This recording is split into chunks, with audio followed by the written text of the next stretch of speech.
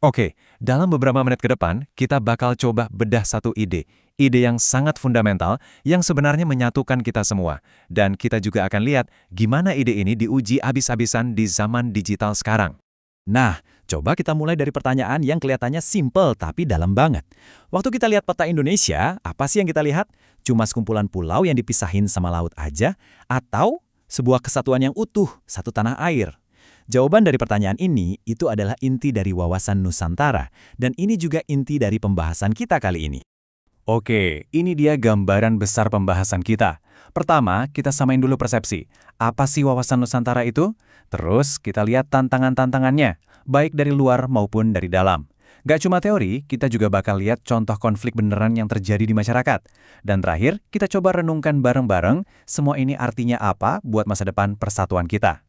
Jadi intinya wawasan Nusantara itu ya cara pandang kita, cara kita melihat Indonesia, bukan sebagai kepingan-kepingan puzzle yang acak dan terpisah, tapi sebagai satu kesatuan yang utuh. Gampangnya gini, anggap aja Indonesia itu satu tubuh. Walaupun suku, agama, dan bahasa kita beda-beda, kita ini sebenarnya satu keluarga besar di dalam satu rumah yang sama. Rumah kita, Indonesia. Tapi ya gitu, menjaga persatuan sebesar ini tentu aja nggak gampang. Selalu ada kekuatan-kekuatan yang, ya, coba menguji kita. Datangnya bisa dari luar, tapi bisa juga loh dari dalam negeri kita sendiri. Lihat deh, ini kayak ada dua medan perang. Dari luar, kita berhadapan sama arus globalisasi, budaya asing, sampai serangan siber. Tapi coba lihat yang dari dalam. Ini nih yang seringkali lebih bahaya.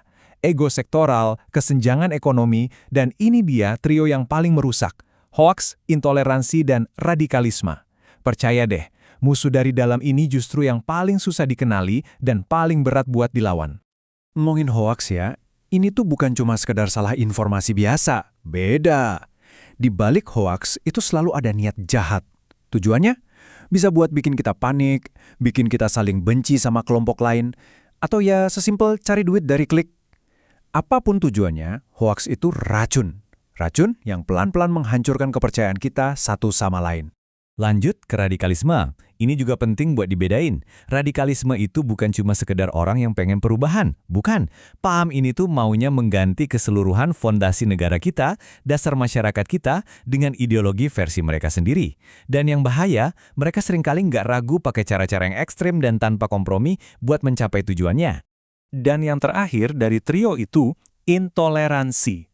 Nah, ini adalah lawan langsung dari semboyan kita, Bhinneka Tunggal Ika. Intoleransi itu sikap yang ngerasa kelompoknya sendiri paling benar, paling superior, dan nganggap yang beda itu salah, musuh, atau lebih rendah. Sikap kayak gini yang sedikit demi sedikit menggerus fondasi keberagamaan yang jadi kekuatan kita. Oke, tadi kan kita bahas konsepnya. Sekarang, kita lihat apa yang terjadi waktu semua paham tadi, hoaks, radikalisme, intoleransi keluar dari dunia maya dan jadi kenyataan di depan mata kita. Ini udah bukan teori lagi, ini adalah konflik nyata yang benar-benar terjadi dan melukai masyarakat kita. Penting untuk dicatat ya, apa yang akan kita lihat berikutnya ini adalah fakta, bukan opini. Tujuannya sama sekali bukan untuk memprovokasi, tapi murni sebagai pengingat buat kita semua bahwa ancaman perpecahan ini nyata banget dan bisa terjadi di mana saja. Mulai dari Tangerang, lalu di Bogor, Banjar di Jawa Barat, sampai ke Padang di Sumatera Barat. Kita bisa lihat polanya kan? Kejadian pelarangan atau penolakan ibadah ini terjadi di berbagai wilayah dan menyasar kelompok yang berbeda-beda. Setiap kejadian ini adalah luka. Luka yang nyata di tubuh persatuan Indonesia. Oke, dari konflik fisik tadi, sekarang kita pindah ke medan perang yang lain. Medan perang yang nggak kelihatan, tapi dampaknya bisa sama atau bahkan lebih merusak.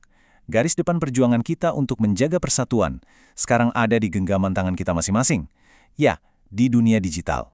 Lebih dari 3 jam. Coba bayangin, lebih dari 3 jam. Itu rata-rata waktu yang dihabiskan orang Indonesia di media sosial, setiap hari. Terus efeknya apa? Macam-macam. Dari kecanduan, rasa cemas ketinggalan atau FOMO, dan yang paling serem, nilai-nilai keindonesiaan kita bisa terkikis pelan-pelan tanpa kita sadari.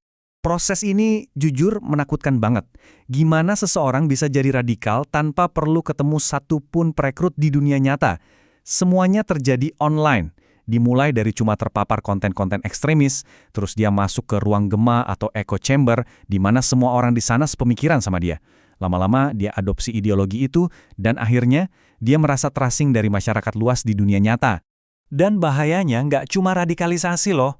Masih banyak lagi. Ada infiltrasi budaya asing yang bisa bikin kita lupa sama identitas kita sendiri. Ada ujaran kebencian yang tadinya cuma di kolom komentar, bisa jadi pemicu kekerasan beneran. Belum lagi serangan cyber ke data pribadi atau perusahaan, dan penipuan-penipuan canggih yang mainin psikologis kita. Oke, setelah kita lihat semua tantangan tadi, yang nyata di lapangan maupun yang nggak kelihatan di dunia digital, pasti muncul pertanyaan besar. Terus gimana? Apa artinya semua ini buat masa depan kita sebagai bangsa, buat persatuan kita? Analogi ini menurut saya pas banget. Wawasan Nusantara itu memandang kita sebagai satu tubuh. Kalau jari kita kepotong atau luka, kan bukan cuma jari yang sakit, seluruh badan ikut ngerasain.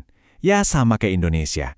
Ada konflik di satu daerah, ada intoleransi ke satu kelompok, itu bukan cuma masalah mereka, itu luka buat kita semua. Itulah esensi wawasan Nusantara. Jadi, ini poin krusialnya. Setiap hoaks yang kita share, setiap tindakan intoleransi yang kita biarin aja, setiap ujaran kebencian yang jari kita ketik, itu semua bukan hal sepele.